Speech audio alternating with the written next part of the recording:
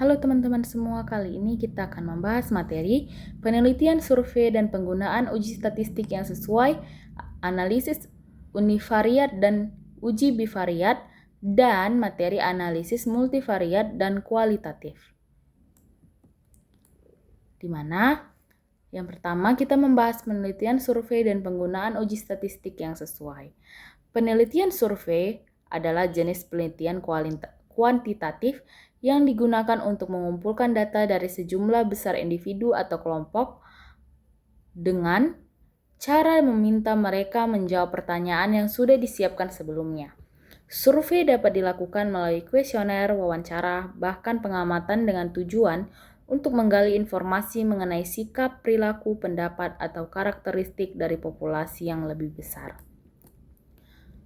Analisis data dalam penelitian survei yaitu ada pengumpulan data, di mana tahap utama dalam penelitian survei atau teknik yang digunakan seperti meliputi mail survei, di mana melalui email cepat, praktis, tetapi respons rate rendah dan berpotensi bias. Yang kedua ada wawancara pribadi dan telepon, kontak langsung dengan responden, kontrol tinggi namun memakan waktu dan bisa rendah responnya.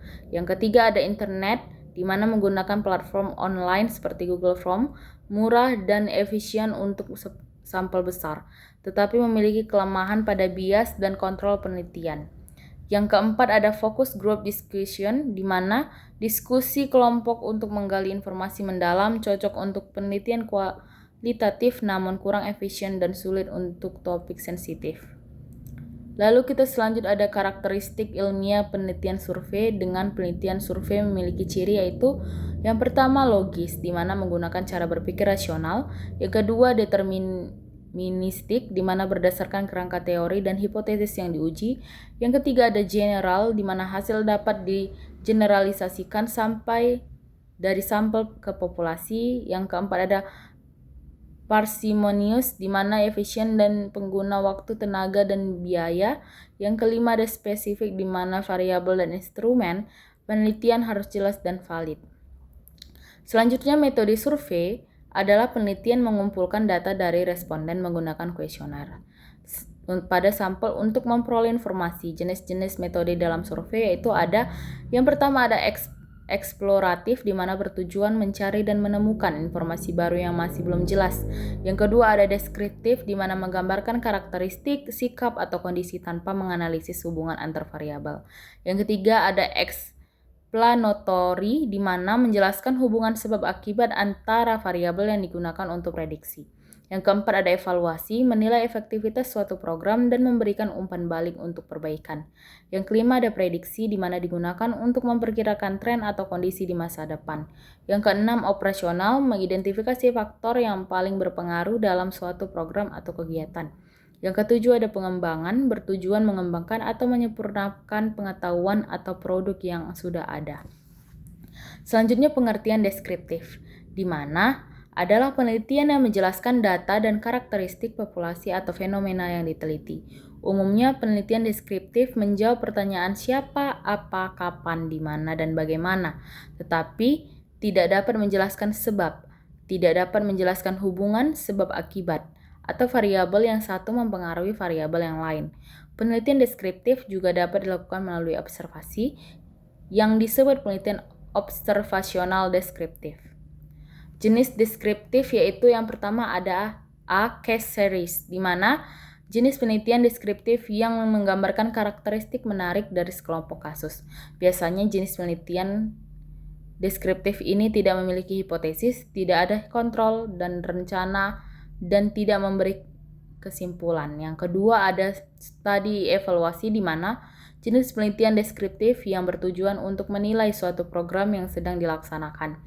Hasil yang diperoleh dari studi evaluasi ini digunakan untuk memperbaiki atau meningkatkan kualitas suatu program yang telah dilaksanakan.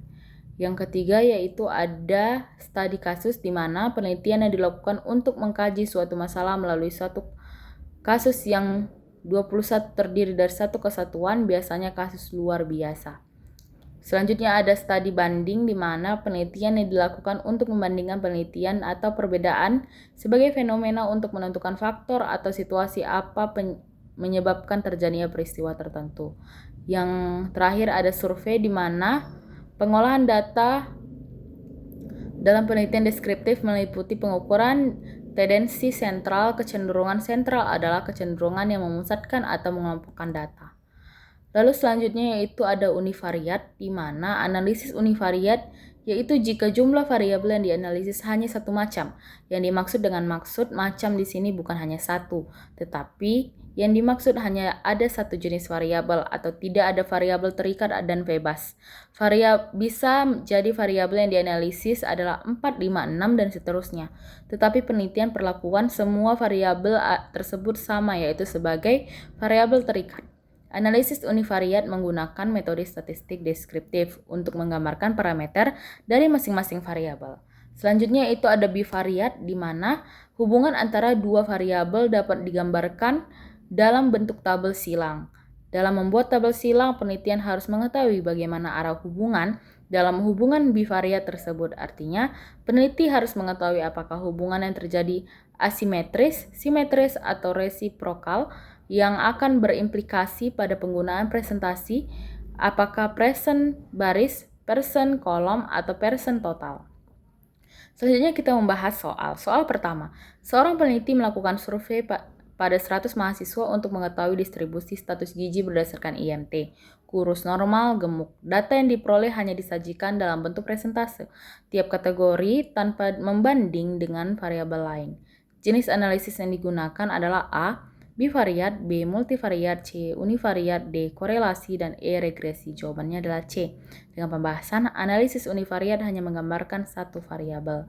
Selanjutnya soal nomor 2. Peneliti ingin mengetahui hubungan antar tingkat pengetahuan gizi baik atau kurang dengan kejadian anemia iya atau tidak pada remaja putri melalui survei. Uji statistik yang tepat adalah A, t-test, B, ANOVA, C, chi-square, D, korelasi person, E, regresi linear, dan jawabannya adalah C. Dengan pembahasan, kedua variabel bersifat kategorik sehingga menggunakan chi-square.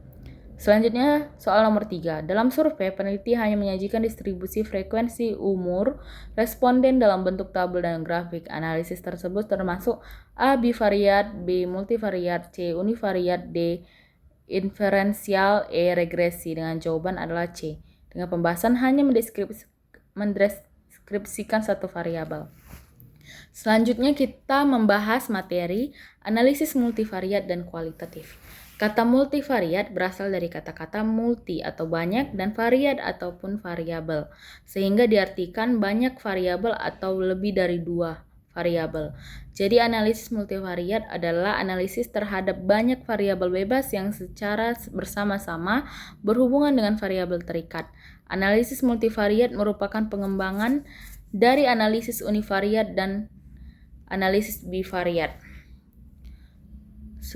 Lalu ada syarat analisis multivariat, yaitu memiliki lebih dari satu variabel, data umumnya skala interval atau rasio, tujuan penelitian jelas atau hubungan pengaruh klasifikasi, sampel cukup besar kurang lebih 10-20 kali jumlah variabel, data representatif yang lengkap, dan tidak ada outline ekstrim.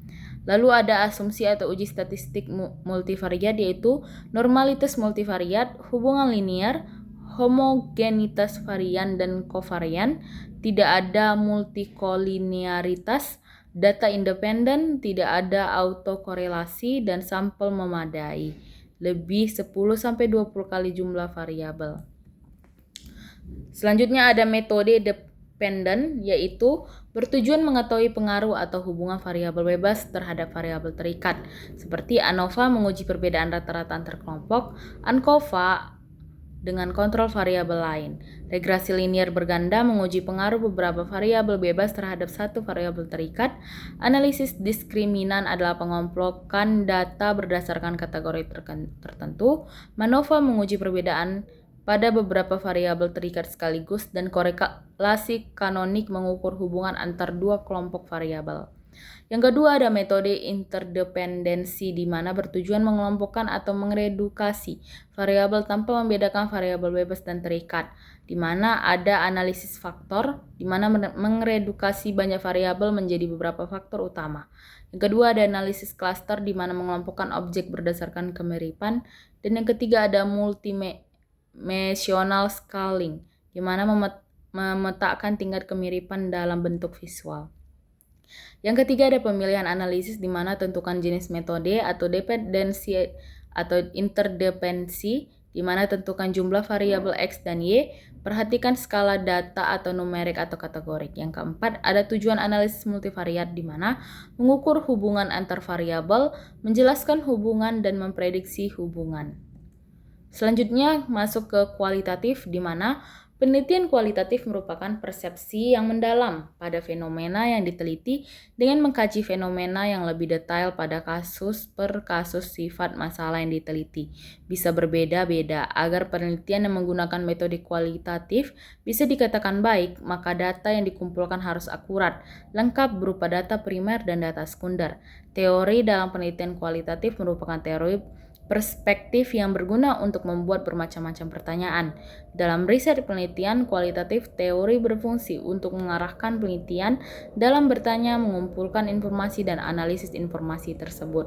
Selanjutnya kita membahas soal pertama. Seorang peneliti ingin mengetahui faktor-faktor yang mempengaruhi kejadian anemia pada remaja putri. Variabel yang diteliti meliputi asupan zat besi, tingkat pengetahuan gizi, status ekonomi, dan pola menstruasi. Semua variabel dianalisis secara bersamaan untuk melihat variabel mana yang paling berpengaruh terhadap anemia. Jenis analisis yang digunakan adalah A. Univariat, B. Bivariat, C. Multivariat, D. Deskriptif, dan E. Kualitatif. Dengan jawaban yaitu C. Dengan pembahasan, analisis multivariat melibatkan lebih dari 2 variabel sekaligus. Soal nomor 2, dalam penelitian, peneliti ingin mengetahui pengaruh beberapa variabel independen atau asupan energi, aktivitas fisik, dan umur terhadap berat badan atau numerik.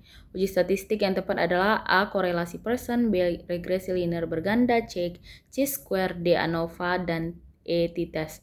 Jawabannya adalah B. Dengan pembahasan regresi linear berganda digunakan untuk banyak variabel bebas atau satu variabel numerik.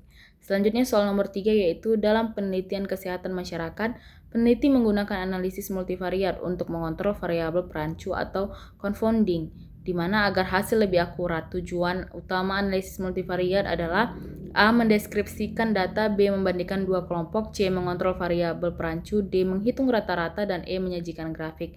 Jawabannya adalah C. Dengan pembahasan, multivariat membantu mengontrol faktor lain yang mempengaruhi hasil. Baik, sekian hasil materi hari ini. Terima kasih, sampai jumpa kembali.